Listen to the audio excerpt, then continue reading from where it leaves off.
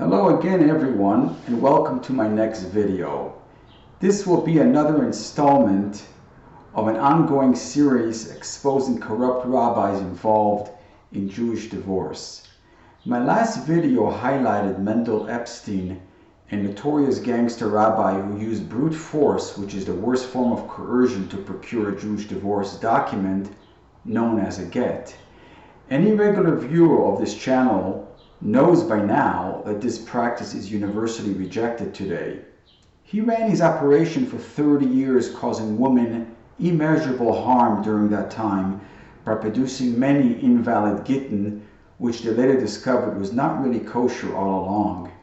Those that remarried with his gittin are currently in adulterous relationships with any new children rendered mamzerim. As I have already pointed out, Moshe Tendler from Yeshiva University, in newspaper articles linked below, went on record saying that no religious court can authorize coercive measures to effectuate a Jewish divorce. For the benefit of newcomers to this channel, I will link relevant videos below to better get you up to speed with today's subject. On that note, please don't forget to like this video and subscribe to my channel so I can continue to provide this content to you. For today's topic, I will illustrate to you how yet another Yeshiva University professor of Talmudic studies misquotes halocho and cynically validates the use of force in obtaining a get. In my previous video, I had issued a disclaimer that any disparaging information that you might hear about rabbis in these presentations is not only allowed by the Torah, but is actually a mitzvah to disclose in order to prevent others from falling prey to their distortions, heresy, and anti-Torah sentiments. My intention is never to ridicule or disparage any individual for an action that they have perpetrated specifically against me, but rather only the people whose gross errors and chronic violations of halacha in relation to Jewish divorce have caused great harm to the public at large, both men and women alike. As I have said before, the motivation for me to start this channel in the first place was because of the great sin of eshet ish, or adultery, that is happening as a result of invalid gittin, in the hope that I can save some of you from immeasurable harm caused by corrupt rabbis who distort halacha. Everything being discussed here will have links below as evidence, including all Talmudic and rabbinic citations showing the halacha. Since I cannot always link all the documents in one video due to platform constraints, I urge you to see my other videos that contain the balance of the other documents. I encourage you to verify everything on your own, since until now most of you have been led to believe whatever your rabbi has told you. This is similar to the fake news problem that permeates the media, where the rule of thumb is that you don't automatically believe everything you hear, but rather it behooves you to investigate all the facts for yourself. Once that happens, you will be able to see that I back up all my words with Talmudic and rabbinic citations. Since most documents are written in Lashon HaKodesh, or ancient Hebrew, you might want to ask someone knowledgeable in this language to help you understand them. I will begin this presentation with two parables. In the first one, an Ashkenazi synagogue welcomes a new Sephardic member into the community 1 week, and by the following week, the newcomer was not seen in the synagogue anymore. Congregants inquired about his whereabouts and were informed that the rabbi expelled him from the synagogue because, as a Sephardi, he refused to partake of the Shabbos cholent as the rest of the community did, since it contained glatt kosher meat, but he would only eat from the hashgacha known as Bet Yosef. Question: was the rabbi correct in expelling this man from the synagogue? I imagine that most of you would answer that the rabbi's bold act was a reprehensible one, because that is not showing tolerance for other Jewish customs or opinions in halacha. Clearly the rabbi was out of line. In the second parable, A woman approached a respectable watch dealer and offered him $5,000 to purchase a Rolex Lady Datejust watch on her behalf. After she received the watch, she showed it off to one of her friends, who said to her, "You know this watch is a counterfeit, right?" The woman immediately rushed back to the dealer and confronted him and responded, "What do you care? From the outside it appears the same. Just don't show it to anyone from up close, and no one will be the wiser." She retorted, "But I paid $5,000. He responded, "Listen, the authentic Lady Datejust retails for $30,000, so by paying $5,000 you just saved yourself a lot of money." Question: was the dealer correct for getting her a counterfeit Rolex watch, albeit at a reduced price, or should he have just been upfront with her?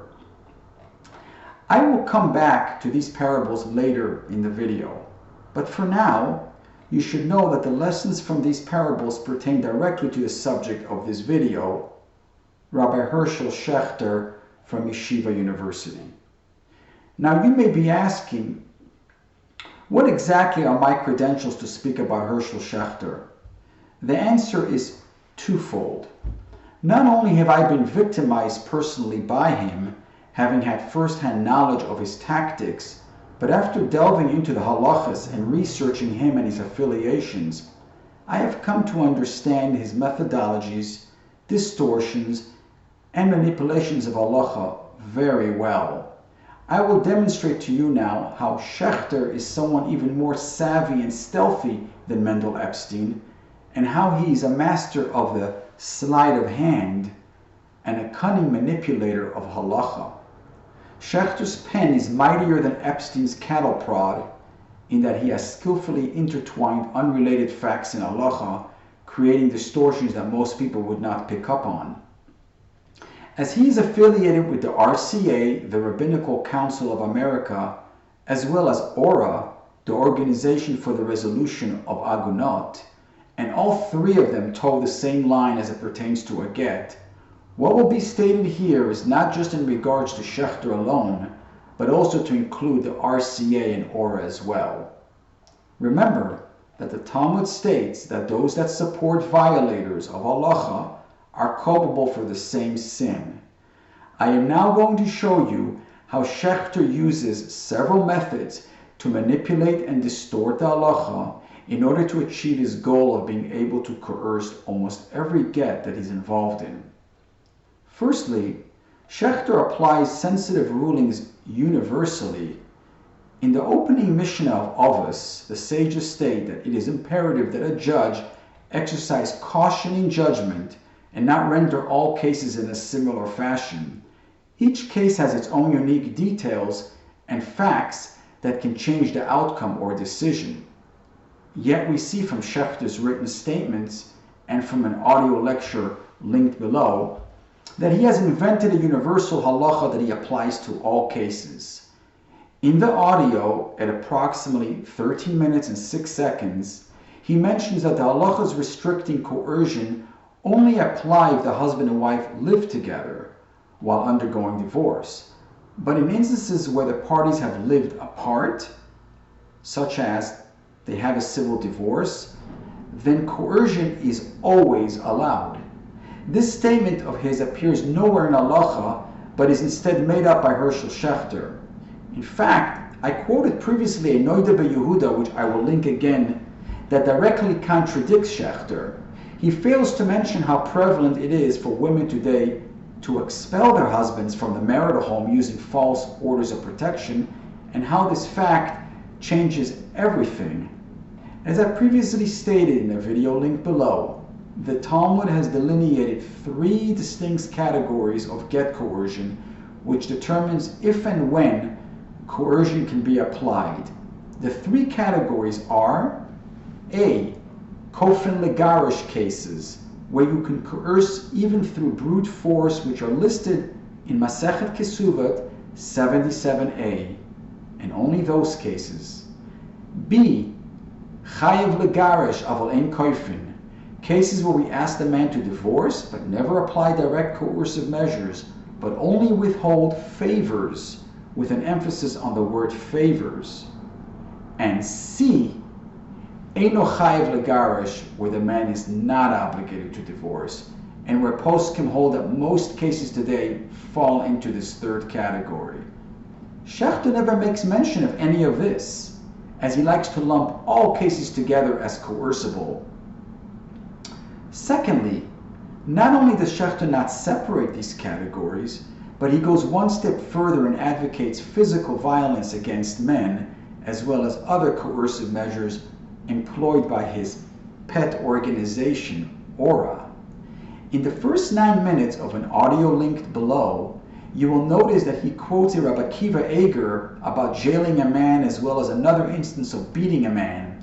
These quotations are taken entirely out of context from modern day divorces, since in most cases today we don't have men running away from their spouses.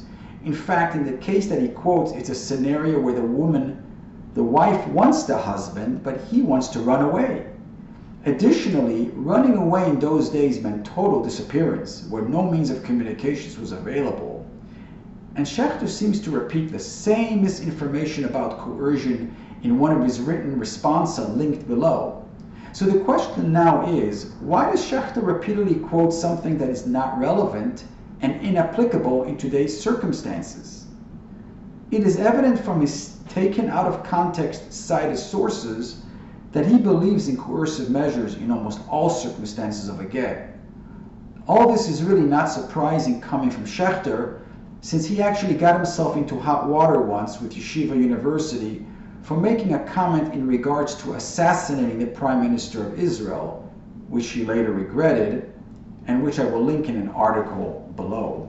So you can readily see his predilection for strong coercive measures, not only from his halachic statements and his assassination remarks, but also that he is listed as the chief rabbinic advisor of Ora, an organization that employs halachically illegal coercion tactics against men. He also seems to support the Israeli rabbinic's coercive measures, which even includes jailing American men who haven't given a get. I have already stated in a previous video that when it comes to the laws of coercion, the elements of brute force, jailing, excommunication, and public shaming are all equal. That is to say, committing public shaming, as Ora does, is equivalent to beating or jailing a man in rendering a get as invalid. Schechter's ploy of quoting something out of context is the kind of trick or sleight of hand that is mentioned by Rabbi Yochanan Wasserman in one of his letters linked below, warning that con artists employ a sort of trick where they stretch out a certain halacha to fit their agenda. The reality, though, is everything has its limit.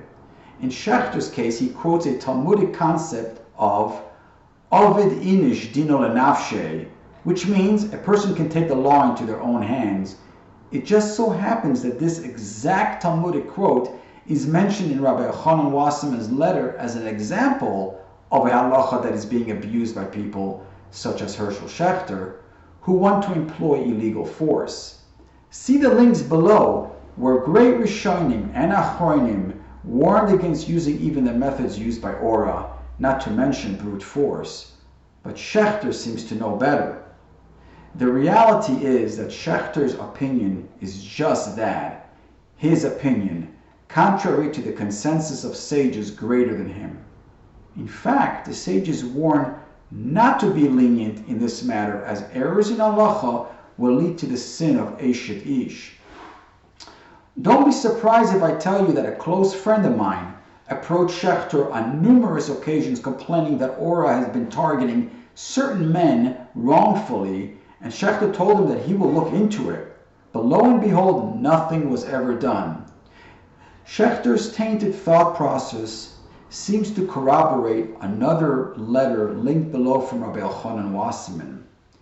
In response to a question posed to him by a student wishing to escape the dangers of Nazi Europe and go to study at Yeshiva University, Rabbi Wasserman instructed a student not to do it, warning and reminding him that escaping physical danger does not override living in spiritual danger. Rabbi Wasserman, who was a fierce opponent of the fake rabbis who distort the Torah, somehow understood that the environment of Yeshiva University, from where Herschel Schachter graduated and where he teaches presently, is permeated with near heresy, and therefore advised the student that he would be better off staying in Europe unless he can gain entry to another yeshiva in Brooklyn. This attitude is a reflection of the Mishnah in Avos, chapter 1, Mishnah 11, where it warns rabbinic teachers to be careful with the manner of how they teach their students and how to arrive at halacha, because if the students drink from the bad water, a euphemism for distorted or corrupted halacha, they will pass it on to the next generation, thereby creating a chilul Hashem. It is also well known that many tricksters weave true statements together with false ones in order to make you believe that their entire message is true. In the audio linked below at approximately the 10-minute, 17-second mark, Schechter only briefly mentions that sometimes it's the wife's fault, but from his halachic positions as it pertains to divorce, he simply does not give the man any benefit of the doubt. In fact, in my case, he totally ignored me.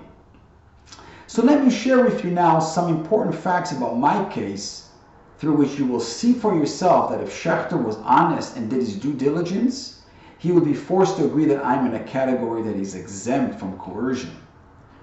For the full details of my story, please watch my video titled Lana Ralbag Kin, the Fake and Phony Agunot.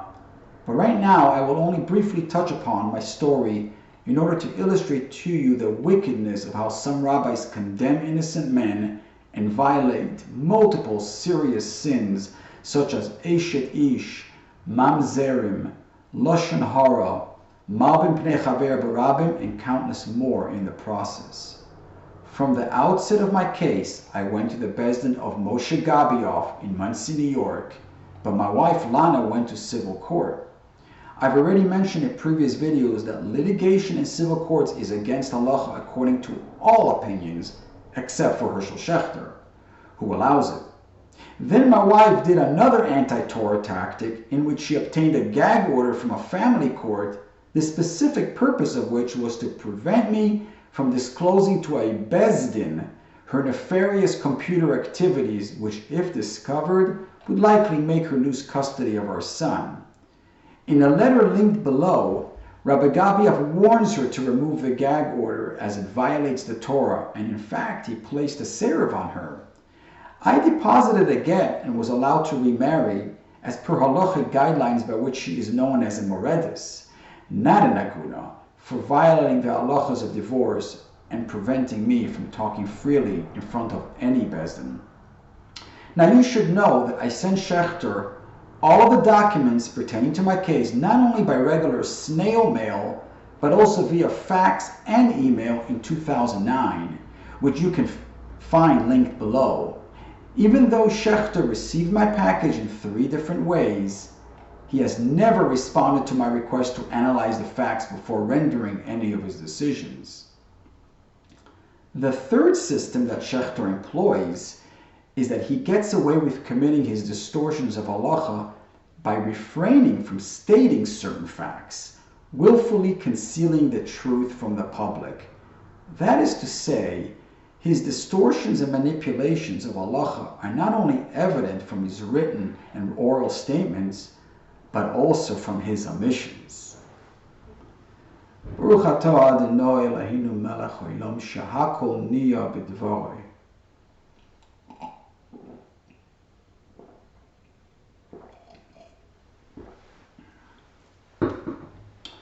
For example, nowhere do you see Schachter forbidding the use of civil courts, which the Ramah and all poskim strongly condemn, and as a result, most women today use the civil courts against halacha.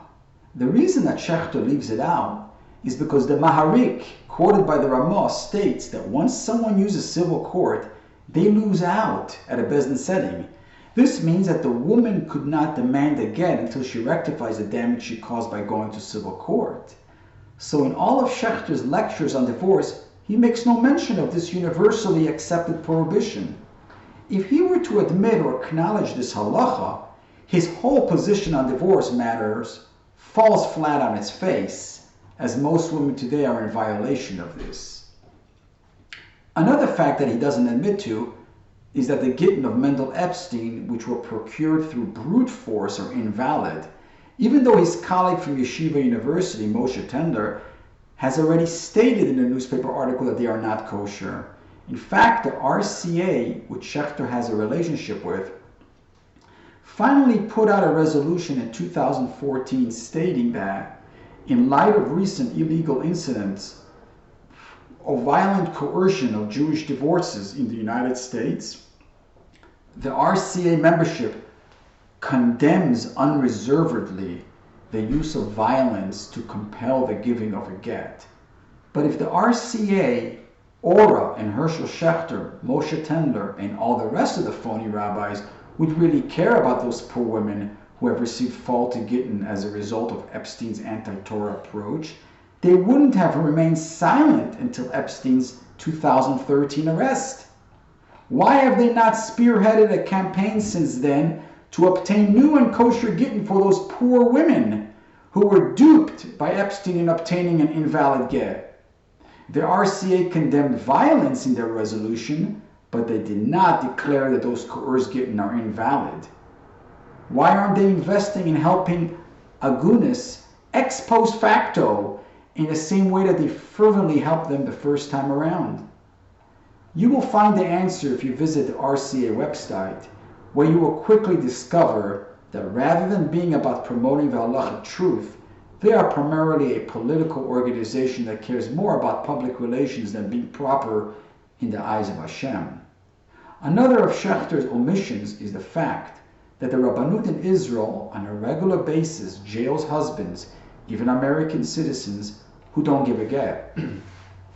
Countless rabbis have spoken against this practice, as you can see in the link below, but Schechter has remained silent on this topic and actually is known to support the Rabbanut in Israel.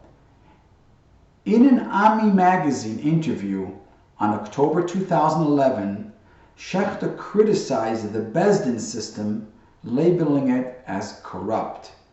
There is truth to his words, except that he is guilty of the exact same thing.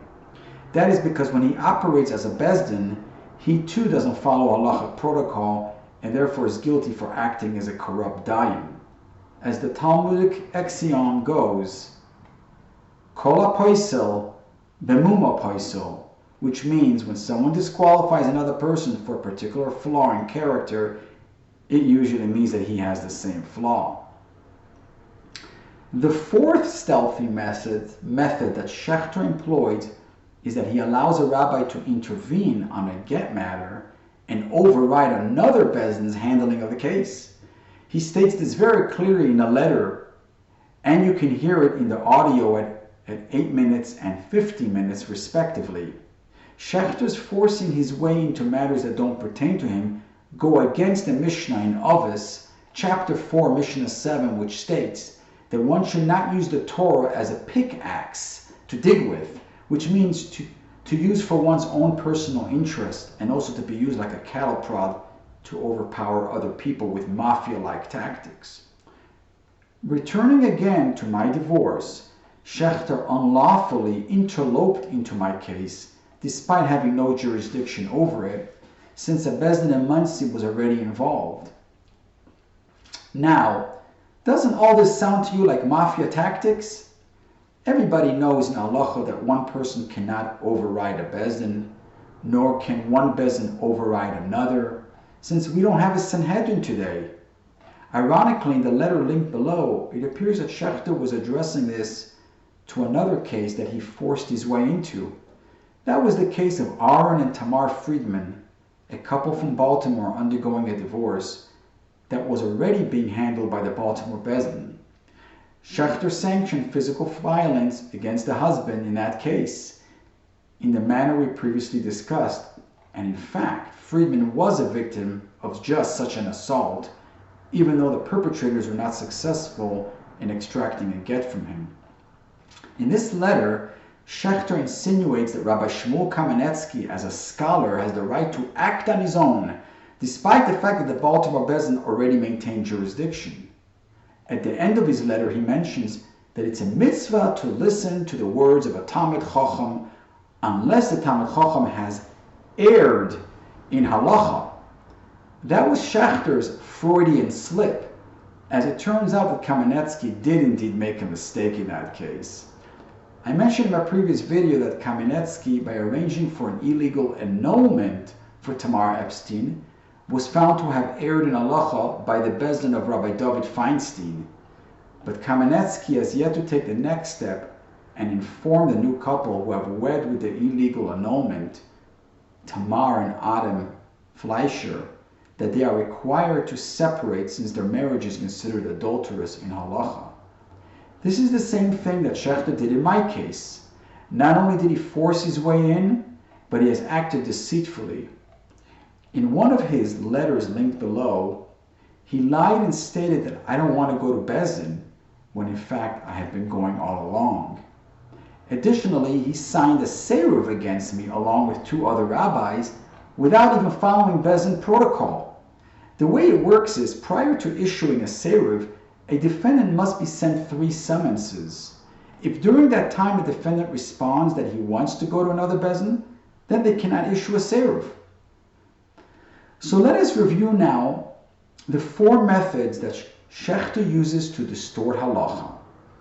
Number 1, he makes all cases universal without carefully investigating the facts and renders all men living apart from their wives as being in a category allowing coercion.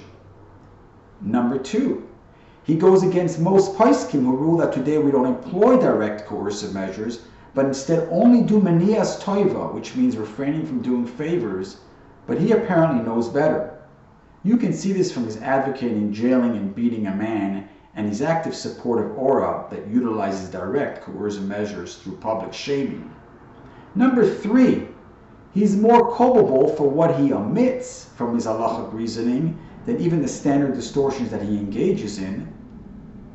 And number 4, he advocates getting involved in cases that he normally would have no jurisdiction over. And now to recap Schechter's fraudulent Bezdin methods as it pertains to my own case. A, his Bezdin never sent me any summonses. B, this Bezdin was a mock-up, non-existent Bezdin, as you will see in the link below. There is no logo or name of a Bezdin on the letterhead, but rather a quickly drafted Seruv by Schechter's fellow traveler in LA and RCA member, Avrohom Union. C, this non-existent Bezdin had the signature of Herschel Schachter from New York, along with Avrohom Union and nochum sauer, both from clear across the country in Los Angeles. And D, my brother, who is a rabbi in Los Angeles, spoke with nochum sauer, who stated that he knows no details about my case, but was merely instructed to sign the Seruv against me. Now, does this sound to you like an authentic Bezdin? I thought not. Herschel Schachter is a hypocrite for condemning other Bezdins and labeling them corrupt while he operates with the same broken tools as they do. Here is another example to demonstrate why Schachter is a hypocrite. In a letter linked below, he condemns Ronnie warburg from the International Bezdin of Agunot for issuing annulments against the Torah and accuses him of violating the great sin of Eshet Ish. It just so happens that Warburg gave a fake annulment to my wife, Lana Rabba Kim. So while Schechter is correct for attacking Warburg's anti-Torah approach, his actions are equal to Warburg's.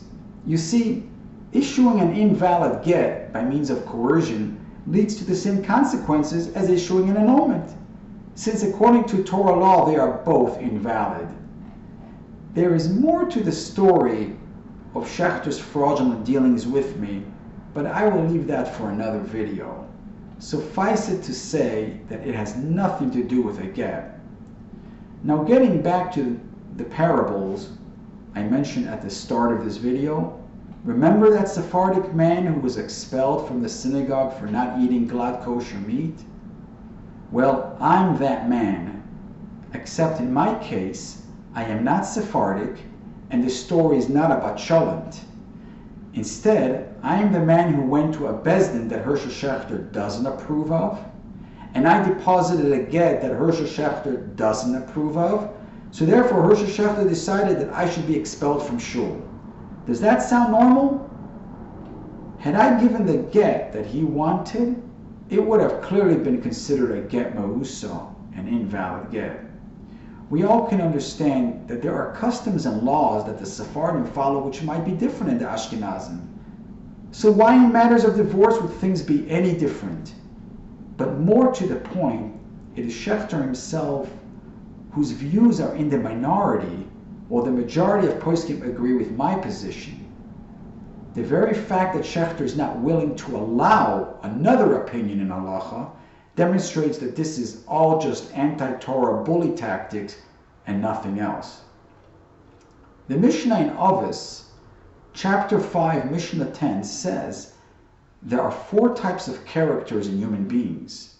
One that says, mine is mine and yours is yours. This is considered a commonplace type of person. However, some say that this is a Sodom type of character. Then there is one that says, mine is yours and yours is mine. He's considered an Aman Aretz, an unlearned person. Another one says, mine is yours and yours is yours. That's a pious person. However, the one that says, mine is mine and yours is mine is a rasha, a wicked person. When it comes to Jewish divorce and gittin, Schechter has declared that what you believe in and what he believes in all belongs to him, and therefore he doesn't care about what is yours, namely your opinion in halacha. In my second parable with the woman who bought the Rolex, the lesson here is that when a woman goes to a rabbi asking for a get, she expects it to be a valid one, so that her new marriage would be legal in the eyes of halacha, and her new offspring would be unblemished. No remarrying woman would settle for a get that would render her an ashes ish, and her new marriage adulterous. The rabbis employing coercive measures, which are not allowed in most cases, are essentially selling these women a counterfeit Rolex timepiece without their knowledge.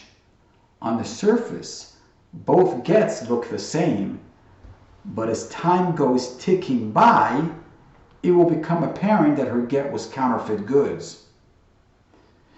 I will end with the Gemara in Kiddushin, Daf 13a, which I am linking below. The Gemara states that those people who are not experts in the laws of marriage and divorce should stay far away from it, since any error in these matters can lead to the serious sin of Eshet Ish, which makes Hashem very angry and brings destruction to the world. It is precisely in matters of divorce that the Talmud and the sages warn us to be extra cautious and prudent in not making hasty decisions and not rendering rulings such as coercions that bring the sins of adultery and mamzerim. This is especially pertinent now that we are entering the period of the 3 weeks, which commemorates the events leading up to the destruction of the Second Jewish Temple. And as we are in the thick of the coronavirus crisis, remember, the word corona connotes a crown. We know there is something called the Keser, or crown of the Torah, Keser Torah. It is very likely that the pandemic was sent to us as a reminder that the rabbis have tarnished the crown of Torah by issuing corrupt rulings, which are an affront to Hashem's prized possession, the Torah, of which the sages warn us. Megal aponim b'Torah shelo k'halocha, ein lo chelek l'olam haba. Most of the rabbis who perpetrate these acts will pretend to not know certain details, and I fear they will never correct their misdeeds. So my message to Herschel Schachter and to all other rabbis involved in divorce is to be extra careful in not promoting unjustified coercion. Not only will you bring about the grave sin of Eshet Ish, but you will have accomplished nothing for the woman anyway, as she will certainly require an additional kosher get. And while I can forgive those that have hurt me personally, I most certainly cannot forgive the desecration of Hashem's name, which occurs when the Torah is reformed, abused, and misused for personal motives. The Torah belongs to Hashem, and only He has the power to forgive those that dare violate His laws and cause others to sin. We can only hope and pray that Herschel Schachter achieves that forgiveness. Thank you all for watching, and see you again in the next video.